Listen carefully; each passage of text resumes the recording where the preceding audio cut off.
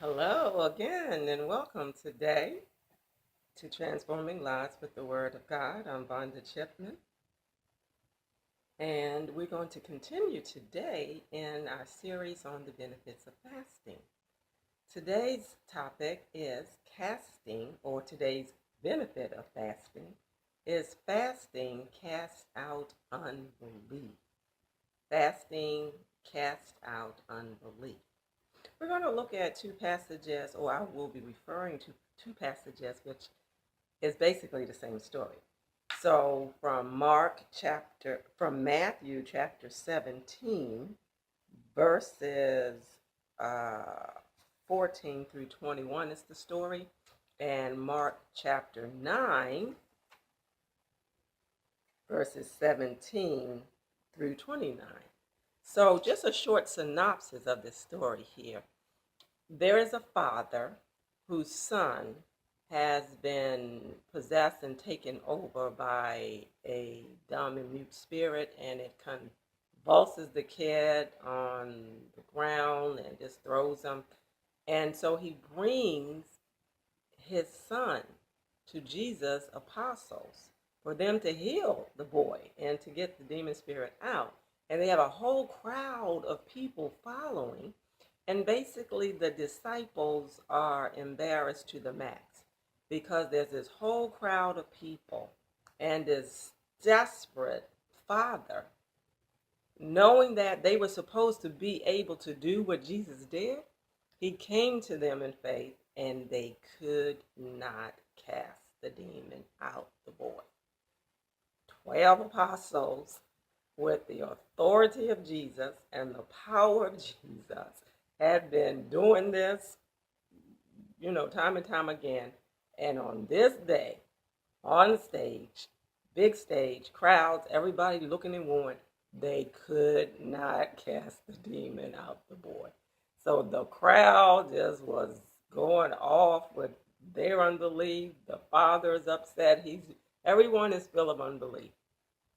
So when we pick this story up in Mark chapter 9, this is Jesus' response to the crowd, to the Father, and to the disciples. Remember, without faith, it's impossible to please God. You want to get Jesus worked up and angry?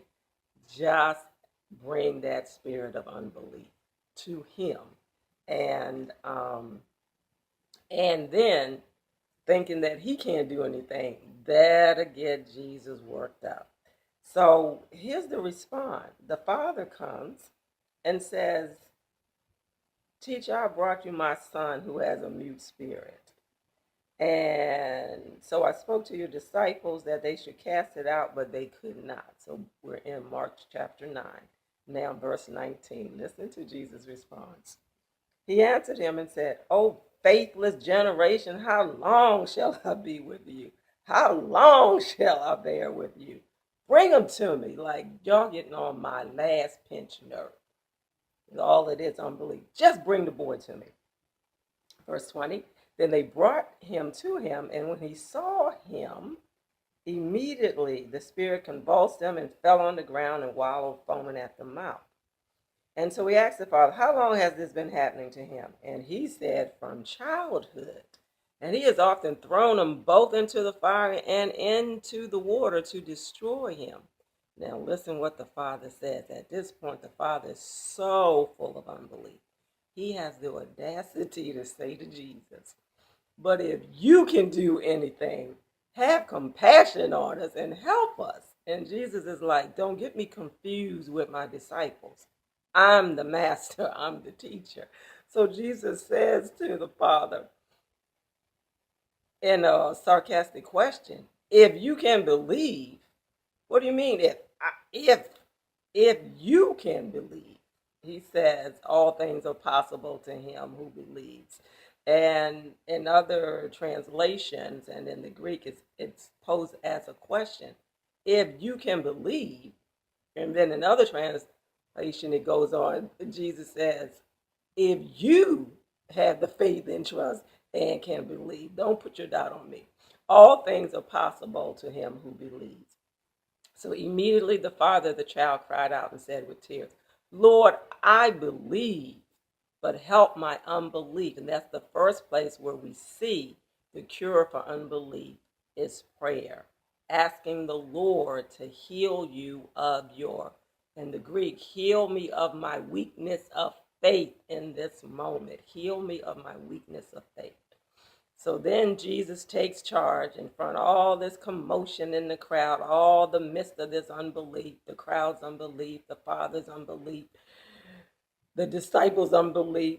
When Jesus saw that the people came running together, he rebuked the unclean spirit and saying to it, deaf and dumb spirit, I command you to come out of him and enter him no more. Then the spirit cried out, convulsing greatly, and came out. And he became as one dead, so that many said, he is dead, still unbelief. But Jesus took the boy by the hand and lifted him up, and the boy arose. Now here are the disciples, embarrassed to the max, that they waited until they got back into the house to ask Jesus, why could we not cast him out, in verse 28? Now in Mark 29, it says, Jesus answered and said, this kind came out by nothing but prayer and fasting. But the subject of this whole passage has been unbelief. Jesus is talking about the spirit of unbelief comes out by fasting and praying. So in Matthew 17:29, Jesus responded to their question this way, Matthew chapter 17, verse 20. So Jesus said to them, when they asked, why could we not cast it out? Because of your unbelief. For surely I say to you, if you have faith as a mustard seed, you will say to this mountain, move from here to there, and it will move, and nothing will be impossible for you. However, this kind does not go out except by prayer and fasting. People have misinterpreted this passage to think that Jesus is talking about the demon spirit only goes out by prayer and fasting, but that can't be so, because Jesus already commanded the spirit to go out, and he had already given his apostles authority and a commandment to cast out the spirits. So they already had the authority. What happened in this situation, unbelief crept in, and always the solution to unbelief is prayer and fasting, because you're not praying in faith to build up your faith. Prayer and fasting builds up your faith. Unbelief is a sign, and weakness of faith is a sign you're not praying and fasting. So you're trying to operate on authority but not believing what you're saying. And get rid of the spirit of unbelief by prayer and fasting. And then every demon power will submit to your authority. Demons know unbelief. They can smell it. So get rid of it through fasting and praying. God bless you. Remember, join me in this ministry of transforming lives with the Word of God. God bless you.